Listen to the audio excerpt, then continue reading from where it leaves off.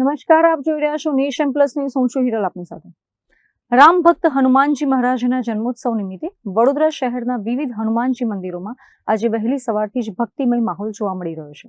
ત્યારે હરણી ગામ સ્થિત પૌરાણિક શ્રી ભીડભંજન હનુમાનજી મંદિર ખાતે આ પર્વની વિશેષ ઉજવણી કરવામાં આવી હતી.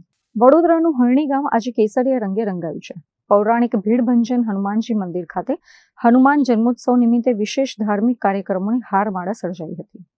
વહેલી સવારથી જ દાદાની મહાપૂજા અને અર્ચના કરવામાં આવી હતી. ભીડભંજન હનુમાનજીનો આજે અત્યંત આકર્ષક શણગાર કરવામાં આવ્યો હતો, જેના દર્શન કરી ભાવિક ભક્તો ભાવવિભોર બન્યા હતા. મંદિર પરિસરમાં આયોજિત હવનમાં અનેક શ્રદ્ધાળુઓએ આહુતિ આપી લોક કલ્યાણની પ્રાર્થના કરી હતી. આ વર્ષની ઉજવણીમાં વિશેષ આકર્ષણ ઇસ્કોન મંદિરના સાધુ સંતોની ઉપસ્થિતિ રહી હતી. ઇસ્કોન મંદિરના સંતો દ્વારા મંદિર પરિસરમાં જ ભક્તોને લાડુના પ્રસાદનું વિતરણ કરવામાં આવ્યું હતું. ભક્તિ અને સેવાનો આ સંગમ જોઈને ભક્તોમાં પણ ભારે ઉત્સાહ જોવા મળ્યો હતો. પૌરાણિક મહત્વ ધરાવતા આ મંદિરમાં હરણી સહિત વડોદરાના વિવિધ વિસ્તારોમાંથી ભક્તોનું ઘોડાપુર ઉમટી પડ્યું હતું. હનુમાન જયંતિના આ પાવન અવસરે ભક્તો દ્વારા હનુમાન ચાલીસા અને રામધૂનનું સતત ગાન કરવામાં આવ્યું હતું. મંદિર ટ્રસ્ટ દ્વારા ભક્તોને દર્શનમાં કોઈ તકલીફ ન પડે તે માટે ચુસ્ત વ્યવસ્થા કરવામાં આવી હતી. ભક્તોએ દાદાના ચરણે તેલ અને સિંદૂર અર્પણ કરી પોતાની આસ્થા વ્યક્ત કરી હતી. મોડી સાંજ સુધી મંદિરમાં ભક્તોની અવરજવર અને ભક્તિના સૂર ગુંજતા રહેશે. આજે હનુમાનજીનો જન્મદિવસ છે. હનુમાન જયંતિનું પર્વ છે. શાસ્ત્રના મત પ્રમાણે ચારો યુગ પ્રતાપ તુમારા એવા હનુમાનજી મહારાજનો આ પ્રાગટ્ય દિવસ છે.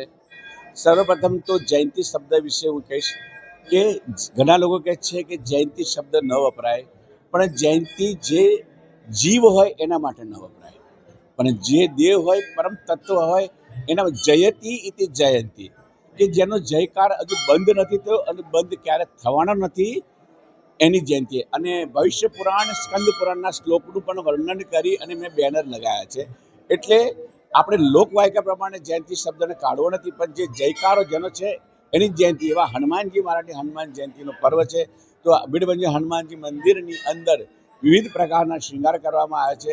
અને ખાસ કરીને હમણાં પુરાણોના આધાર પ્રમાણે, સ્કંદ પુરાણના મત પ્રમાણે, વિશ્વામિત્રના મત પ્રમાણે આ ભારતનું સર્વપ્રથમ એકાદશેશ્વર એવા હનુમાનજી મહારાજનું આ મંદિર છે. એના પુરાવા સાથે અને શાસ્ત્ર સંમત સાથે એવા મંદિરની આજે ભવ્ય રીતે હનુમાનજીનો જન્મ ઉત્સવ ઉજવવામાં આવે છે.